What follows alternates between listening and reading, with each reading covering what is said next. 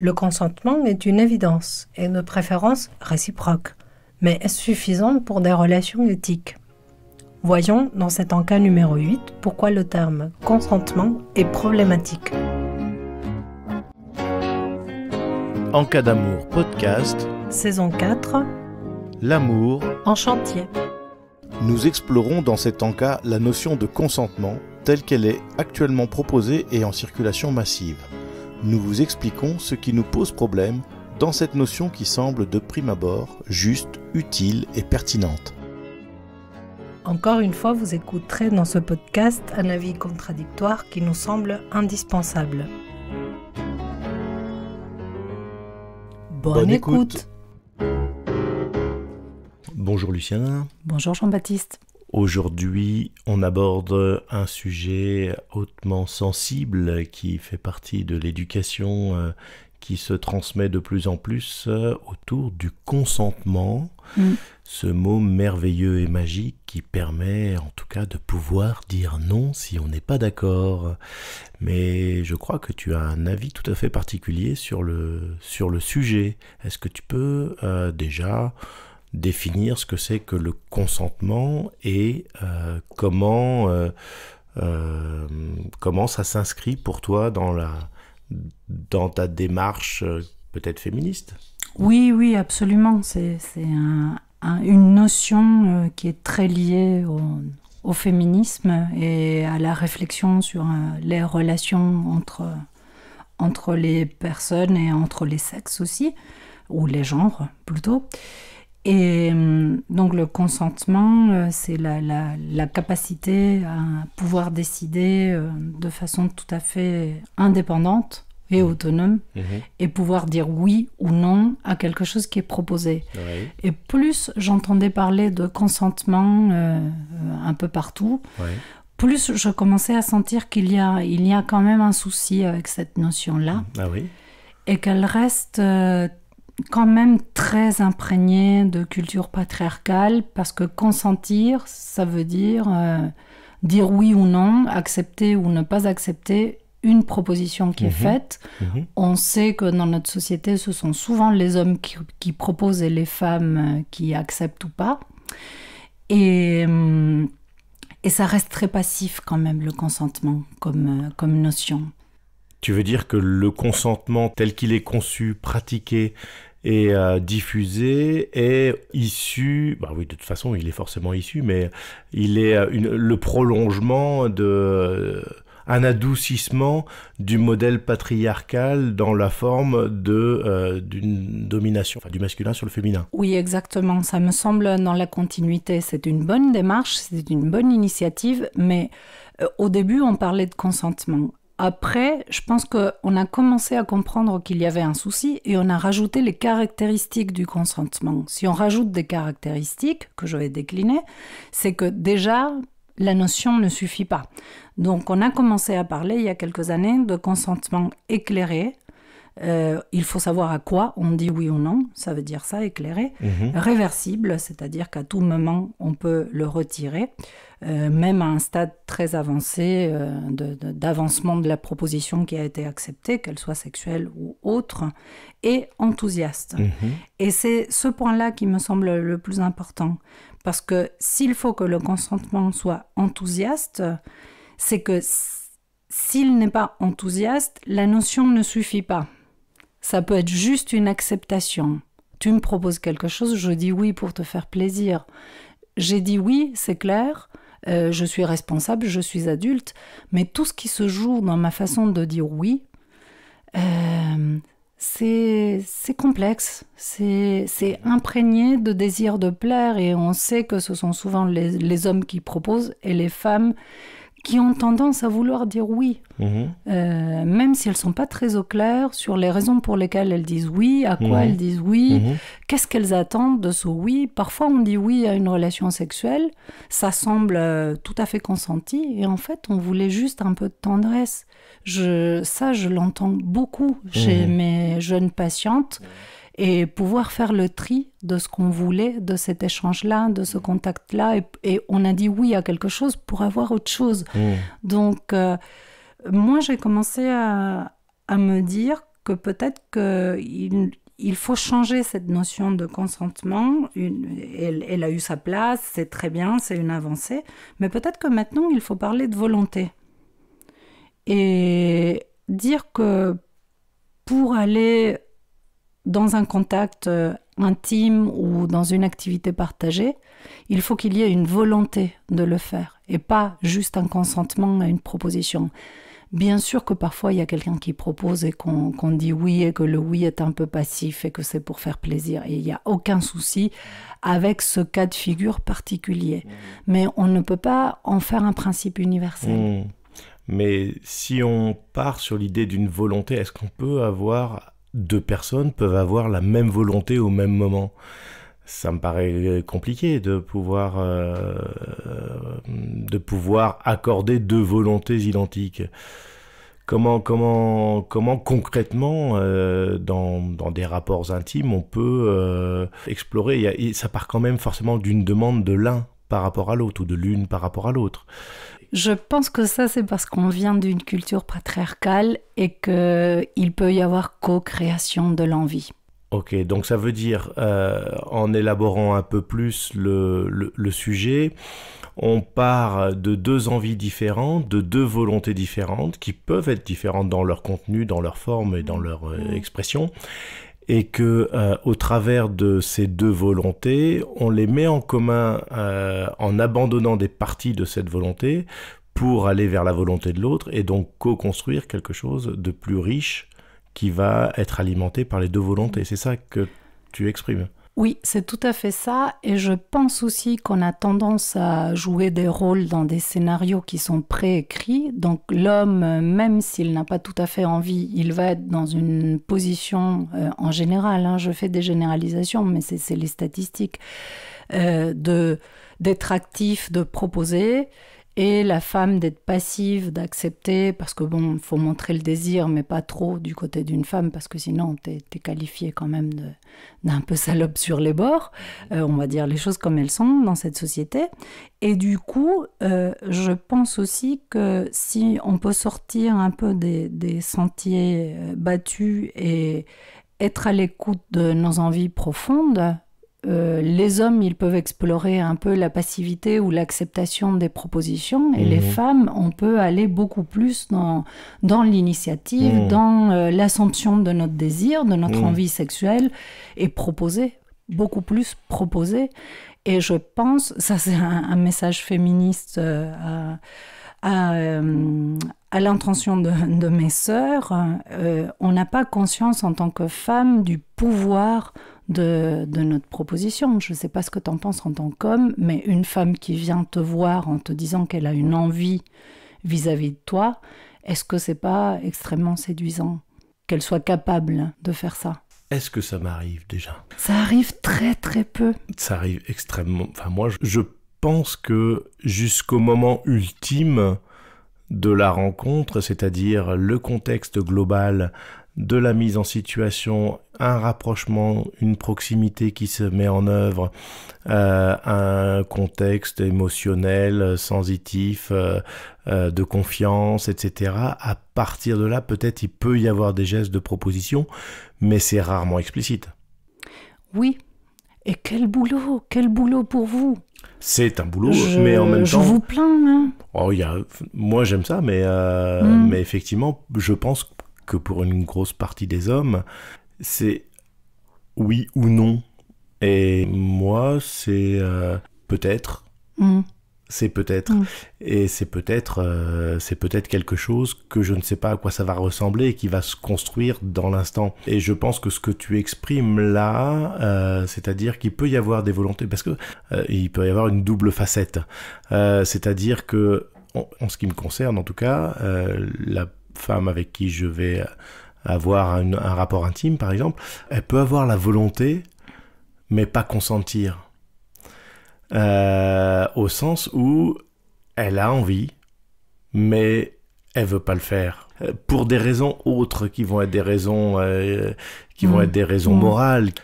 Des fois, on a envie de faire des choses, et on n'y consent pas, parce que les conséquences peuvent être complexes. C'est une affaire de définition, mais moi je comprends ce que tu dis, mais je pense que tu parles de désir non assumé.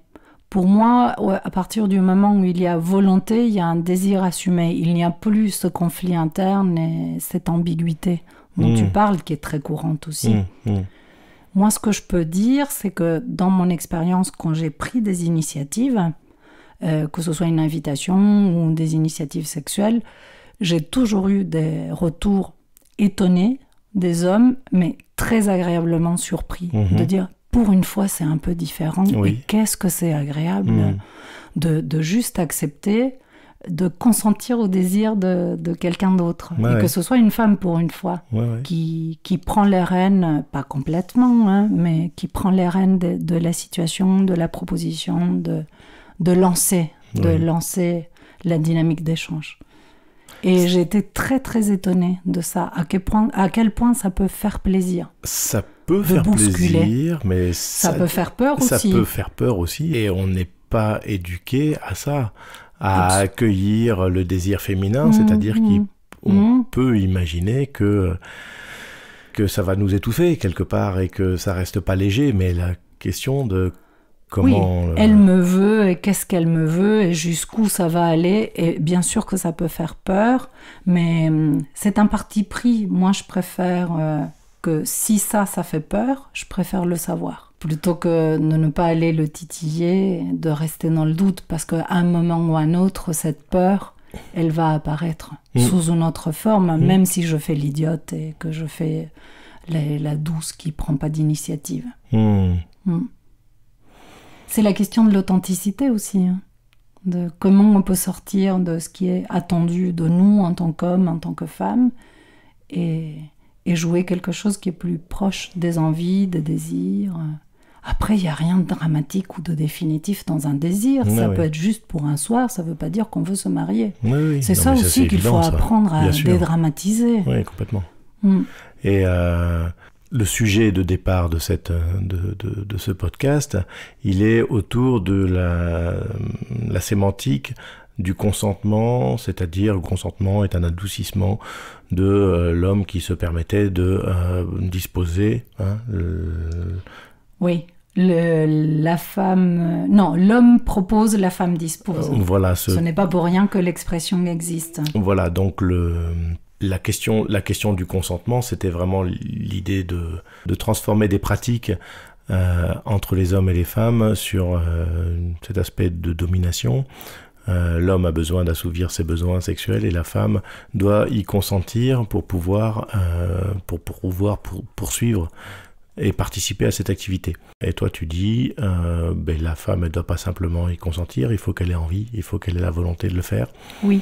Et en allant plus loin, l'idée c'est de se dire comment on co-construit ce rapport d'intimité entre les deux.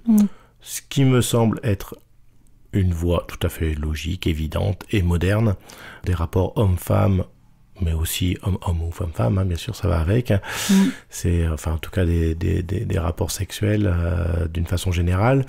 L'homme, puisque la problématique du viol, par exemple, c'est une problématique de l'homme sur la femme. Et la limite entre le viol et le pas viol, c'est quand il y a le consentement. Exactement, c'est important de le dire. Donc, le rapport sexuel spontané est souvent à l'initiative de l'homme. Et là, il y a besoin du consentement. Et la femme a pas forcément la volonté de départ. Elle a peut-être envie, secrètement, quelque part au fond d'elle, mais et puis elle peut pas forcément l'exprimer. On est dans un mouvement, il y a du monde, il y a des amis autour, etc. Et puis la proposition arrive, et là, elle doit y consentir, ou pas. Mais des fois, on n'a pas le temps d'élaborer. On n'a pas le temps de se dire, bon, c'est quoi ta volonté? C'est quoi ma volonté? Comment peut-on co-construire quelque chose tous les deux? Oui, mais je pense qu'il faut faire une différence entre une proposition d'une relation sexuelle entre des personnes qui se connaissent ou pas, mais qui ne l'ont jamais fait, c'est-à-dire une première fois. Et là, il faut être vraiment très vigilant à la question de la volonté ou du consentement de l'autre. Et avoir conscience du fait qu'il peut y avoir des oui qui sont ambigus, qui sont bizarres, et le prendre un peu en charge. Ne pas se dire dans une pensée très égoïste, il a dit oui, ou il a dit oui. Oui. C'est le soin de l'autre, et l'éthique, elle est là aussi, de dire, son oui me semble un peu pas très enthousiaste, je vais creuser un peu plus, et peut-être renoncer un petit peu dans ces situations-là, de première fois, au côté spontané.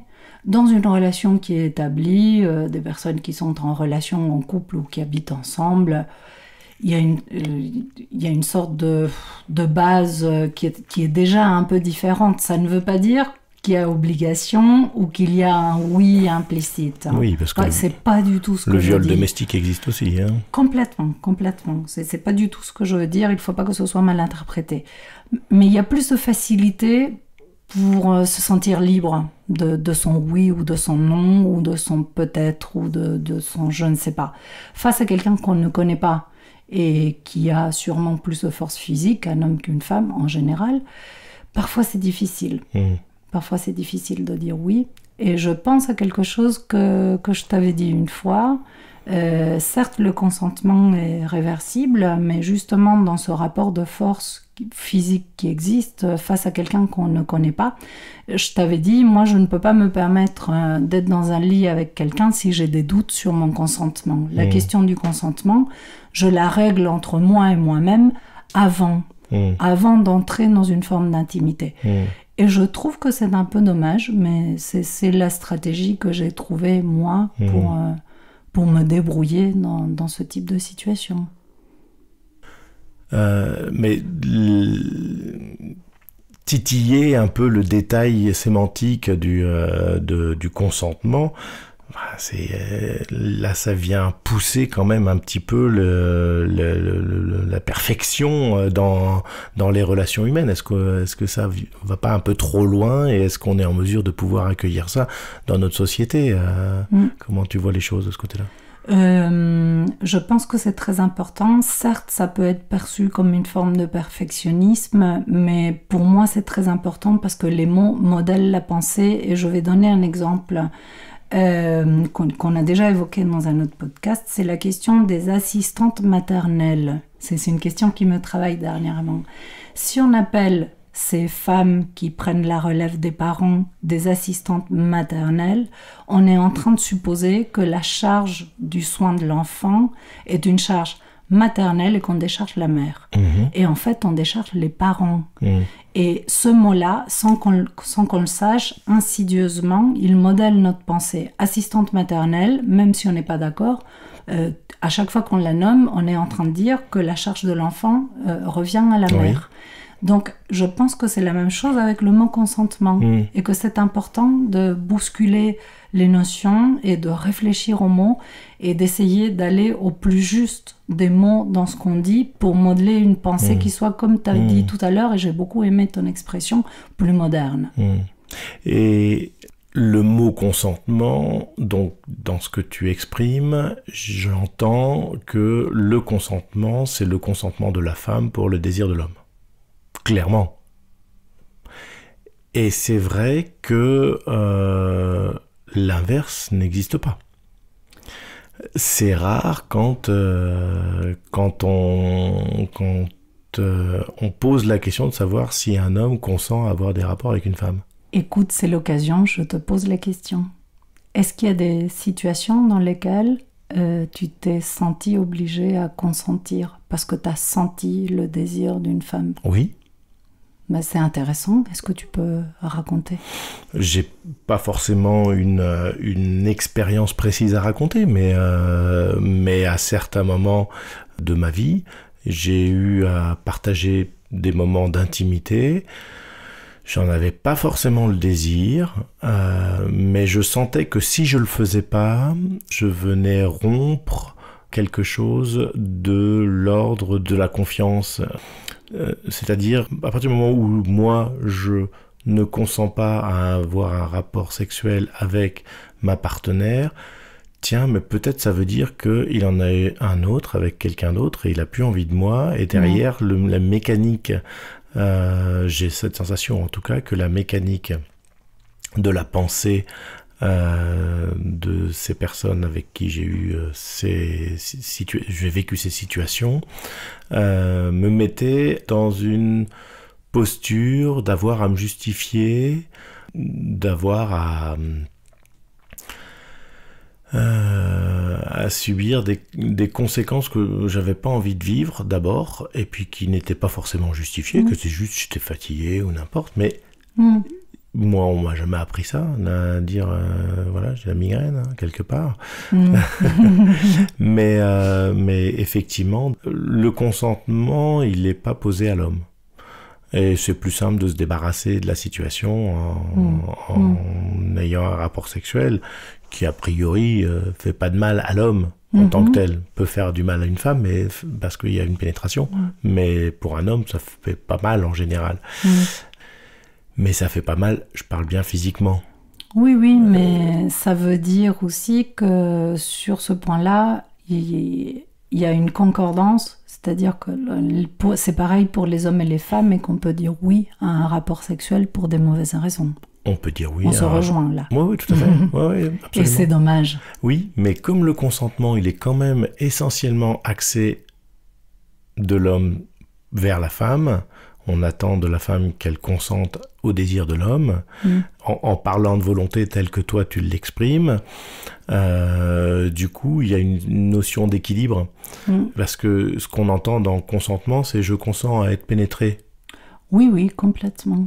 Et dans la volonté, il y a volonté de partager un moment intime et l'espoir que l'une ou l'autre puisse être aussi actif qu'ils le souhaitent. Tout à fait. Et qu'ils peuvent se permettre. En tout cas, il y a une approche plus égalitaire de rapport d'intimité qui me semble plus juste, effectivement, et plus moderne dans les rapports hommes-femmes. Ceci dit, ça n'empêche pas le jeu des